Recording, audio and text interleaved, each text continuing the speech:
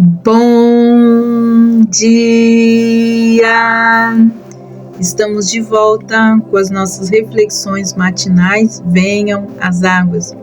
Nesta série de reflexões na carta de Paulo aos Colossenses. E nós estamos ainda meditando no capítulo 1. Nós estamos fazendo bem devagarzinho para a gente ver assim as riquezas das coisas que Paulo intercedeu pelos santos daquele tempo, mas também pelos santos de todos os tempos. E Paulo intercede ante a Deus pelos colossenses. Então nós vamos ver hoje versículos 9, 10, que diz assim: Por isso também nós, desde o dia em que ouvimos, não cessamos de orar por vocês e de rogar que sejais cheios do conhecimento da vontade de Deus em toda a sabedoria e em todo o entendimento espiritual, para que vos conduzais como é correto, agradando a Deus em toda boa obra, dando frutos e crescendo no conhecimento de Deus. Temos aqui, então, algo muito importante, que é quando Paulo começa, então, nessa parte das orações, quando ele termina a parte de ações de graça, ele começa, então, a interceder pelos santos. Já dissemos quando os alvos do apóstolo na oração são abrangentes. Então, como que ele atingiu tantas áreas, das nossas vidas? Devemos salientar, então, que os seus pedidos eram sempre em conformidade com as necessidades do povo de Deus de um lugar específico em determinado momento. Não era seu costume orar por generalidades. Aqui ele parece ter 4 pedidos bem específicos.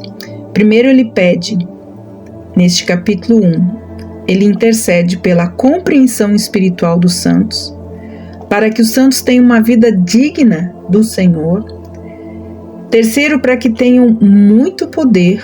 E quarto, que tenham, então, um espírito grato. Nada havia de mesquinho ou de maléfico em seus pedidos, como se vê pelo uso das palavras pleno, inteiro e todos, no versículo 9, 11. Toda a sabedoria e entendimento espiritual é o pedido do apóstolo. Seu inteiro agrado, toda boa obra, todo poder, toda perseverança e longanimidade. Então, por isso ele diz, por esta razão ele estabelece o vínculo com os versículos anteriores, ao que Epáfras relatou a Paulo, então, nos versículos 4, 5, 8, como nós já vimos. O apóstolo, então, aqui assume a responsabilidade de orar por eles desde o dia em que ouviu falar da fé, do amor e da esperança dos queridos santos de Colosso. Então, todos os dias ele intercedia por este povo. Ele orou, antes de tudo, para que eles transbordassem do pleno conhecimento da vontade de Deus, como? Em toda sabedoria e entendimento espiritual. Não pediu que se contentassem com o conhecimento apenas, nem o conhecimento dos gnósticos. Ele queria que os santos de Colossos chegassem ao pleno conhecimento da vontade de Deus para a vida deles, conforme revelado então na palavra. Esse conhecimento, ele não é de natureza carnal ou mundana. Ele é caracterizado pela sabedoria e pelo entendimento espiritual. Sabedoria para poder, da melhor forma possível, pôr em prática esta mesma sabedoria. Porque a sabedoria, ela só habita em nós quando nós colocamos em prática aquilo que nós conhecemos a respeito de Deus por meio da sua palavra. Assim nós encontramos corações sábios. O entendimento para distinguir entre o que está de acordo com a vontade de Deus e aquilo que está em conflito com ela. E tomarmos então a sábia decisão de andarmos conforme a palavra de Deus e não conforme a nossa vontade. Então há uma relação importante entre os versículos 9 e 10, porque o apóstolo queria que os colossenses chegassem ao pleno conhecimento da vontade de Deus. Não para que fossem grandes pregadores ou mestres extraordinários, para atrair grande número de seguidores, como faziam os gnósticos daquele tempo. Não. O verdadeiro propósito da oração de Paulo, da intercessão de Paulo pelos santos, para que tivessem sabedoria e conhecimento espiritual, era capacitar o cristão a viver de modo digno do Senhor, ou seja, para o seu inteiro agrado. Temos aqui então uma lição muito importante sobre a orientação divina. Deus, ele não revela a sua vontade para que a nossa curiosidade seja satisfeita. Também não é com o propósito de satisfazer nossa ambição ou nossa vaidade. O Senhor, antes de tudo, ele revela a sua vontade para a nossa vida com o objetivo de podermos agradar a ele em tudo quanto fizermos. Ele fala de modo digno do Senhor para o seu inteiro agrado, frutificando em toda a obra.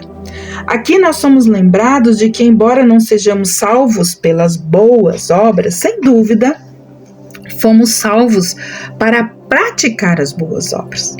Às vezes, no desejo de salientar o fato de que as boas obras nada valem para a salvação da alma, damos a impressão de que o cristão não acredita no valor das boas obras. Essa ideia está longe da verdade. Nós aprendemos lá em Efésios, capítulo 2, versículo 10, que nós somos feituras dele, criados em Cristo Jesus para as boas obras. Fomos criados para as boas obras.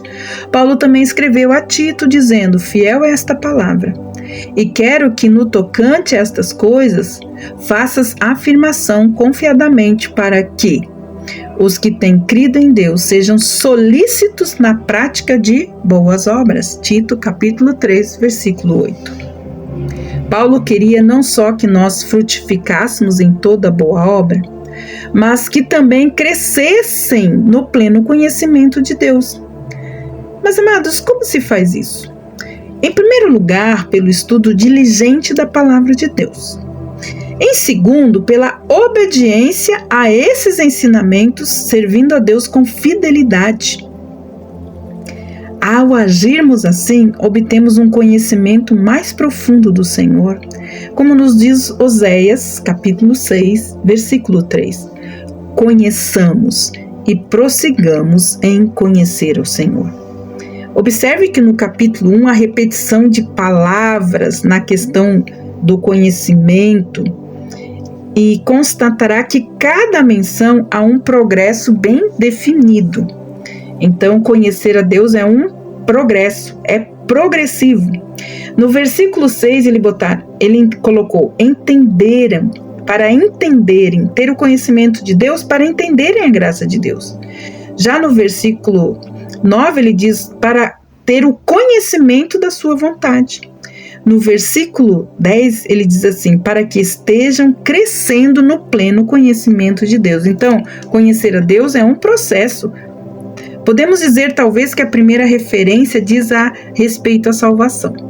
A segunda, ao estudo das Escrituras. E ao terceiro, ao serviço a Deus e à vida cristã. Ou seja, a sã doutrina leva à conduta reta. E, geralmente, quando nós estamos em pleno progresso do conhecimento da vontade de Deus, ela vai ser expressa por meio de um serviço obediente.